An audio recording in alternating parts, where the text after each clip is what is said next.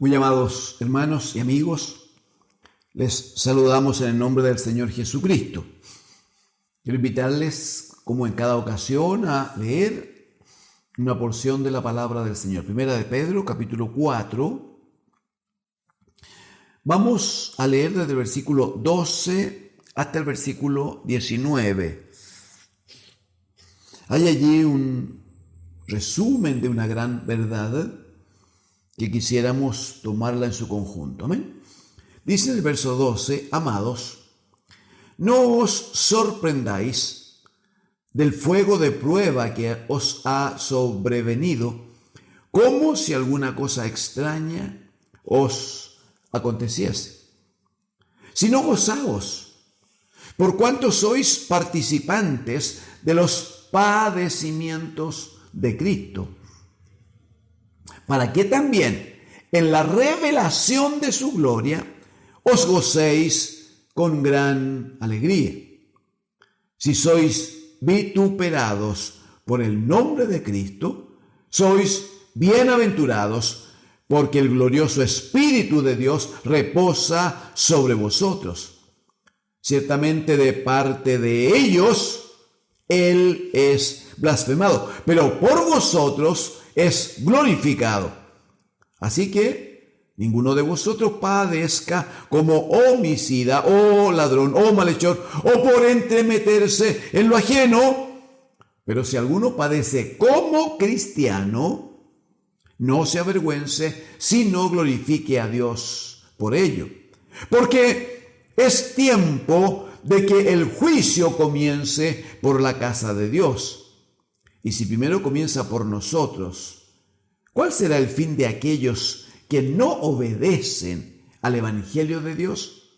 Y si el justo con dificultad se salva, el justo con dificultad se salva, ¿en dónde aparecerá el impío y el pecador?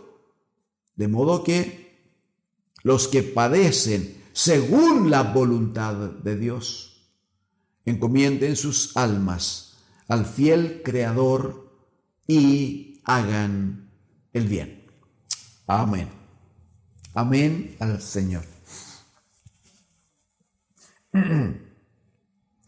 Es muy interesante cómo aborda el apóstol Pedro la situación de los hermanos. Estos hermanos que han perdido su condición de vivir en la patria, les llama expatriados. No tienen un lugar fijo, no tienen un lugar seguro, porque a causa de la persecución están dispersos en diversas localidades, ¿no? Incluyendo algunos que debieron cambiar de continente. A estos hermanos que no lo están pasando bien en la carne, el apóstol les dice en el versículo número 12: amados, no os sorprendáis del fuego de prueba que os ha sobrevenido, como si alguna cosa extraña os aconteciese. Lo que les está diciendo es que no deben sorprenderse porque tienen persecución o porque viven alguna forma de maltrato a causa de la predicación del Evangelio. Y claro, alguien podría decir: pero ¿cómo no nos vamos a sorprender? ¿Cómo va a estar bien que nos maltraten si la predicación del Evangelio cambia la vida, hace nueva a las personas? La predicación y el Evangelio en sí es de tanta bendición. El apóstol Pablo va a decir a los romanos en el capítulo 1: yo no me avergüenzo, dice, de predicarles el Evangelio, porque es poder de Dios para salvación a todo aquel que cree. Entonces, ¿cómo va a ser algo malo predicar el Evangelio si cambia las vidas?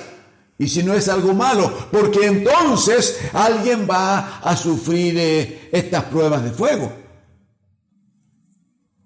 Bueno, hay algunas razones que muestran las Escrituras. En primer lugar, nosotros no conoceríamos el Evangelio, no tendríamos el Evangelio, si Cristo el Señor no hubiera dejado el trono del Padre para venir a padecer por nosotros. Él es el que trajo la palabra del Evangelio. Él es el que trajo el anuncio de Dios, que solo en Él y por Él habría salvación y vida eterna. Es el mismo Señor Jesucristo el que dice en Juan 3:16, porque de tal manera amó Dios al mundo que ha dado a su Hijo unigénito, para que todo aquel que en Él cree no se pierda, mas tenga vida eterna. Ese es el anuncio del Evangelio de Dios.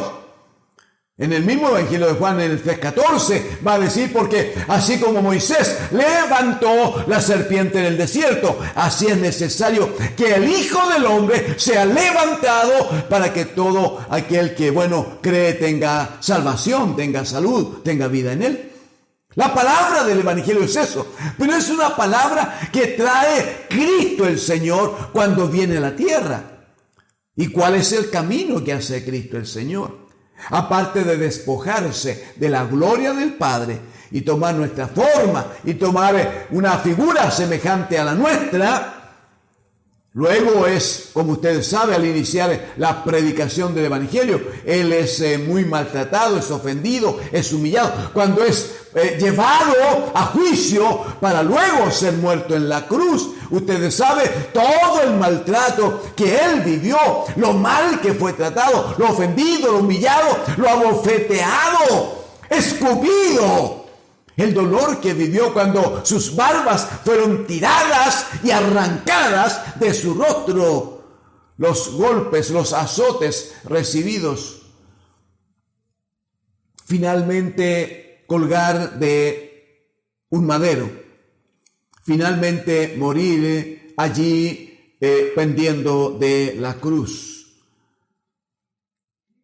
Jesucristo dice en el Evangelio de Juan capítulo 13, ejemplo os he dejado para que como yo he hecho, hagan ustedes también, le dijo a los discípulos. O sea, si Cristo el Señor, que es el que porta el Evangelio, si Cristo el Señor es el que porta la noticia del Evangelio, si Cristo el Señor vive esa experiencia, la pregunta es, ¿qué queda para nosotros, los que por gracia de Dios, los que por misericordia hemos sido seleccionados, apartados, atraídos por el Señor? ¿Qué otro camino hay para nosotros que no sea aquel camino del cual Jesucristo dijo, yo soy el camino y la verdad y la vida, y nadie viene al Padre sino por mí? ¿Qué otro camino alternativo podríamos tomar que no sea el camino de la cruz? Entonces, no os sorprendáis de las pruebas que puedan vivir, dice el apóstol Pedro. ¿Por qué no hay que sorprenderse? Porque Juan el Bautista, él dijo, miren, yo no soy el Señor, porque el que viene tras mí es más poderoso que yo. Le dice él, yo les bautizo a ustedes en agua, pero el que viene tras mí, más poderoso que yo, os bautizará en Espíritu Santo y fuego, dice. Cuando inicia la carta del apóstol Pedro, en el capítulo 1, en el versículo 7, 6 y 7, en el 6 va a decir, por lo cual vosotros os alegráis respecto de Cristo, aunque ahora, dice, aunque ahora por un poco de tiempo, si es necesario, tengáis que ser afligidos en diversas pruebas. ¿Para qué? ¿Por qué son necesarias estas pruebas? Porque es necesario el fuego de prueba de que habla Pedro aquí en el capítulo 4, verso 12. ¿Por qué es necesario? Porque dice en el 1:7, para que sometida a prueba vuestra fe, mucho más preciosa que el oro, el cual el oro, aunque perecedero, no es eterno, no es para siempre. Sin embargo, por el alto valor que tiene, dice, se prueba con fuego. ¿Qué hay de nuestra fe entonces? que es una fe eterna que nos llevará a Dios para vivir eternamente con Él? Bueno, dice, a fin de que esa fe sea hallada en alabanza, gloria y honra cuando sea manifestado Jesucristo. O sea, amigos y hermanos, claramente, pasar por el fuego de la prueba que puede sobrevenir, que sobreviene a muchos en estos tiempos también. Ocurrió en el primer siglo con la iglesia que anunciaba a Cristo el Señor. Pero pasar por esta prueba de fuego o este fuego de prueba no debiera ser una cuestión que nos sorprenda. No debiera sorprender a la iglesia ser afectada, ser atacada muchas veces por nuestros principios, nuestra forma de vida y sobre todo por la predicación del Evangelio del Señor. ¿Cuál debe ser nuestra correcta actitud? Verso 13, sino gozaos, dice. Gozaos, por cuanto sois participantes de los padecimientos de Cristo, para que también en la revelación de su gloria os gocéis con gran alegría. Mire la relación que hace el apóstol. Dice que si participamos de los padecimientos de Cristo, entonces cuando Cristo se glorifique, cuando Cristo venga en gloria por su iglesia, nosotros nos gocemos con Él. O sea, esto se parece mucho a lo que dice Romanos en el capítulo 8. Aquí habla el apóstol Pablo, pero él va a decir, capítulo 8, verso 16, dice, el Espíritu mismo da testimonio a nuestro espíritu de que somos hijos de Dios. ¡Aleluya! Esa es una gran garantía. Verso 17 dice, y si hijos, también, gloria a Dios, también herederos de Dios y coherederos con Cristo. Si es que, mire, aquí viene la condición.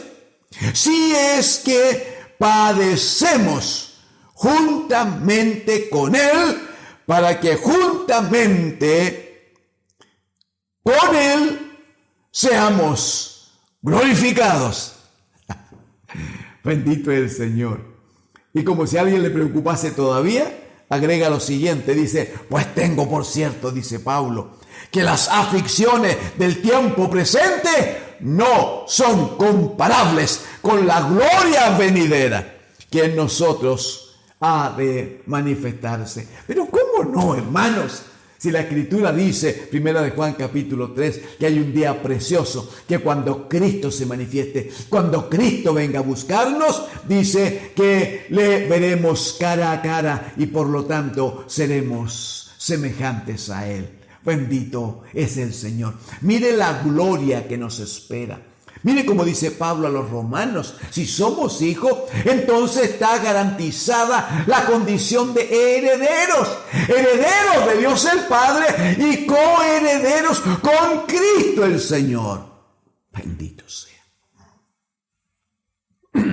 La pregunta es, si tenemos esa esperanza, si hemos ofrendado nuestra vida a Cristo el Señor y estamos viviendo en Él, con Él y por Él, y sabemos que Dios no miente, Dios no falla, y que si nos ha ofrecido una casa con Él en los cielos, en la esperanza de conseguir esa herencia, un sufrimiento temporal es gran cosa. ¿Es comparable? Mire, permítame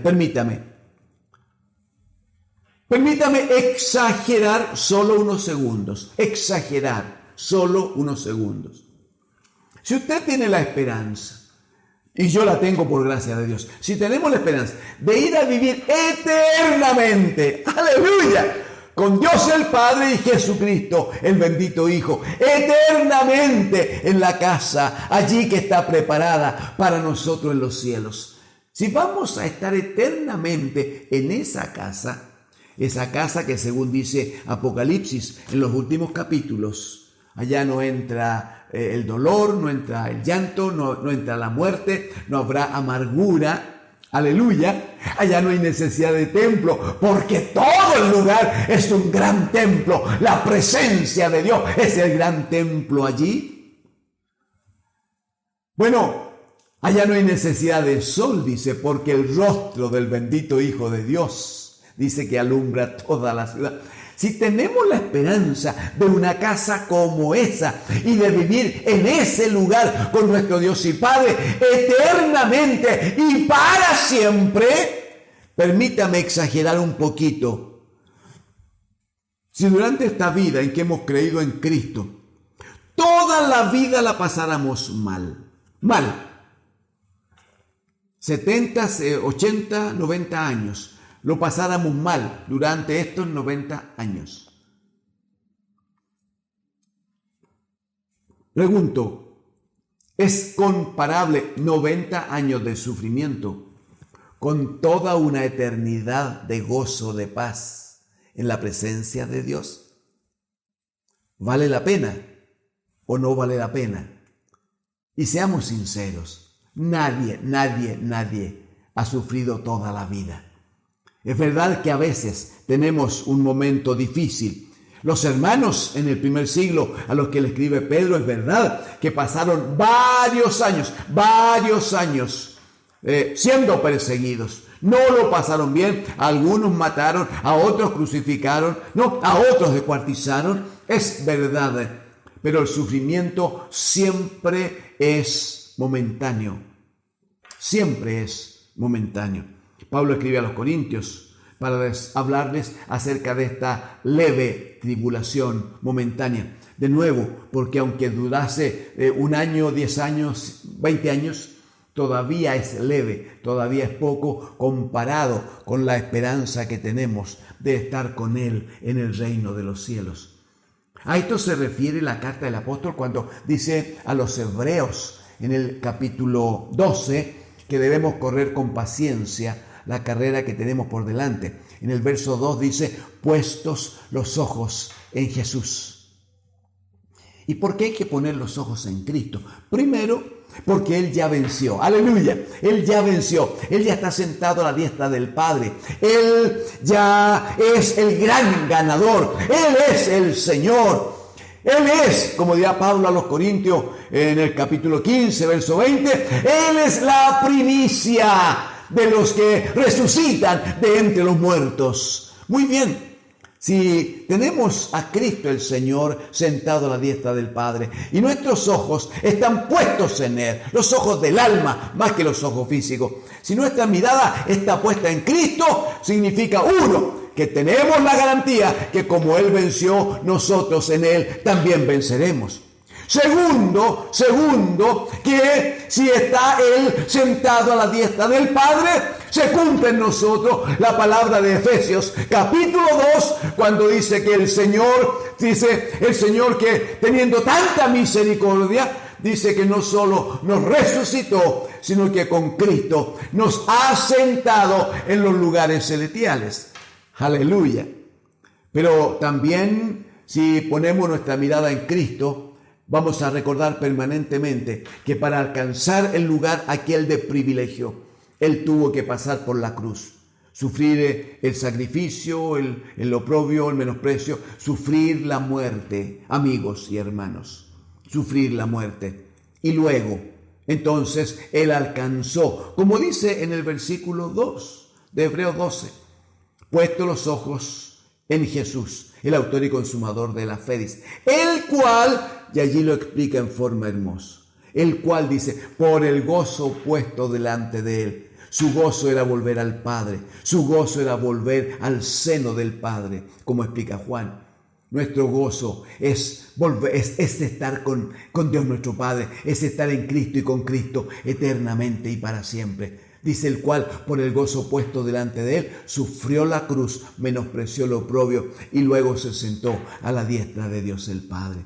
Amigos y hermanos, a veces tenemos algunas dificultades, a veces pasamos algunas pruebas, a veces sentimos que somos afectados por el mal, pero Pedro va a decir, mire, no se afecten, no se sorprendan cuando tengan este fuego de la prueba sobre ustedes. Más bien, gócense, gócense. Porque al vivir algún sufrimiento, entonces están participando de los padecimientos de que Cristo padeció. ¿Y eso qué significa? Que cuando Él venga por nosotros, si ahora padecemos con Él, mañana con Él reinaremos eternamente y para siempre. Esa es nuestra esperanza. La iglesia del Señor vive en función de esa esperanza. Cristo, el Señor, viene por nosotros. Afirme su fe, afirme su corazón. Amemos al Señor sobre todas las cosas. Que Dios, el Señor, les bendiga. Amén.